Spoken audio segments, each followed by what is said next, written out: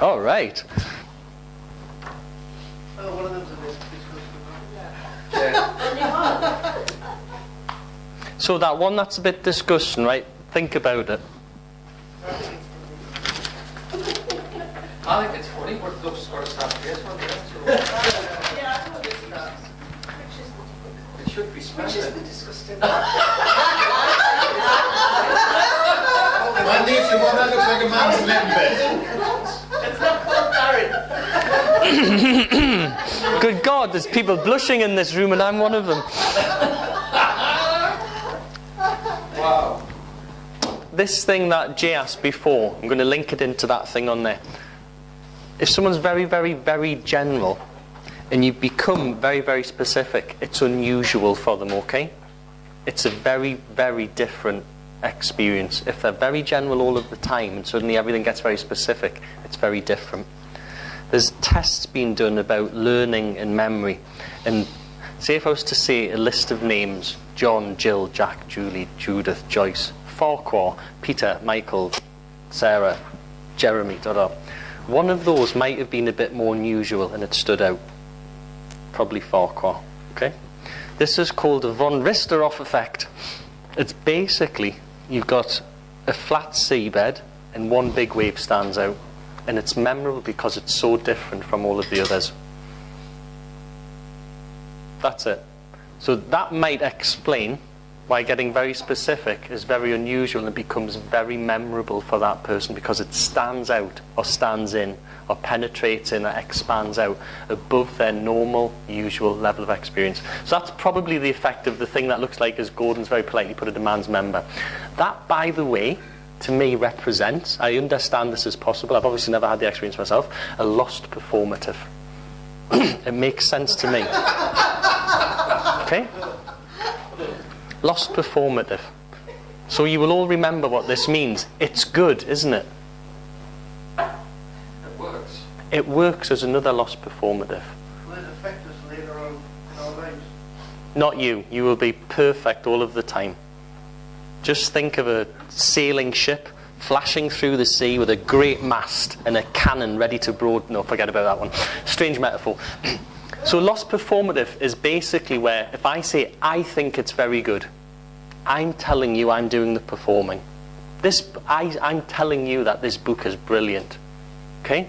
But if I go, the book's brilliant, or it's brilliant, isn't it? The performer's kind of gone. It may mean it's me, but it may mean that someone else has told me the book's brilliant and I'm telling it on. It's good, it's brilliant, it's unusual. Oh, it's excellent.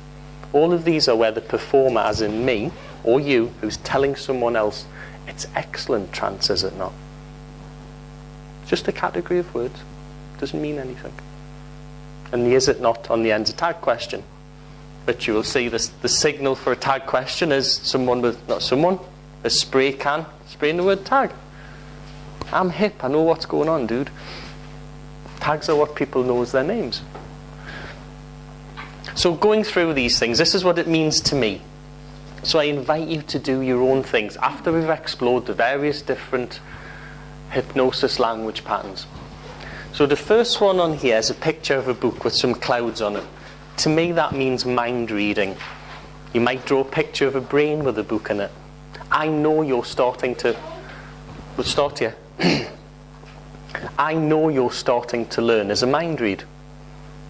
I can't know anything about your internal experience. I can make intuitions.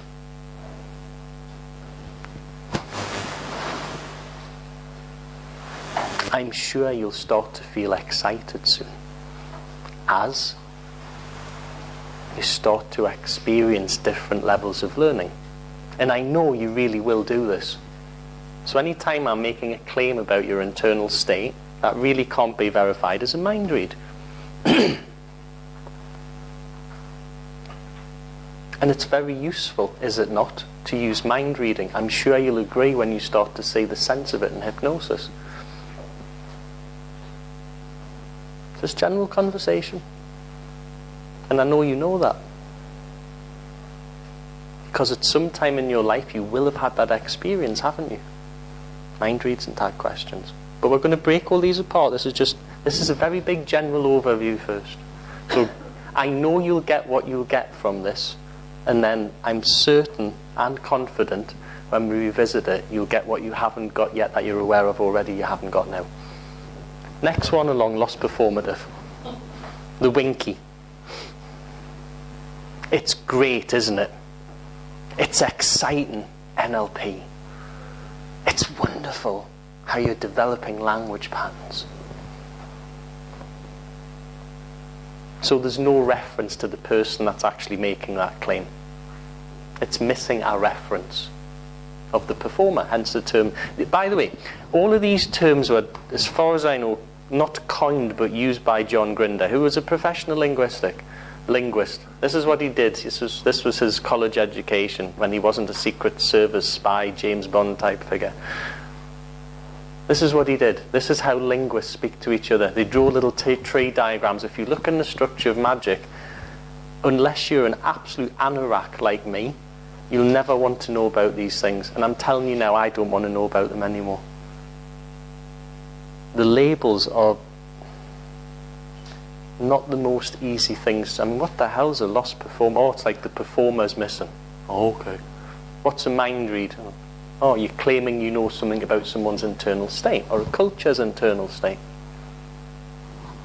The next one along is a snooker cue and some balls. Okay, what this means to me is the world of statics and dynamics, cause effect.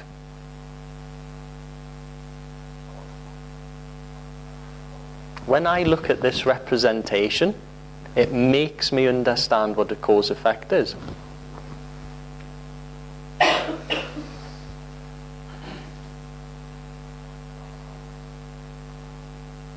When you think about something, it is an absolute given fact. Your perceptions will change.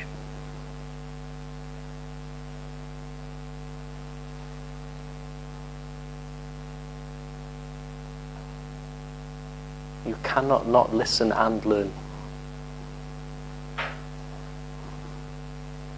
So what are some of the words that would, for you, go with cause effect? If this happens, then obviously that will happen straight after. If, then, cause effect.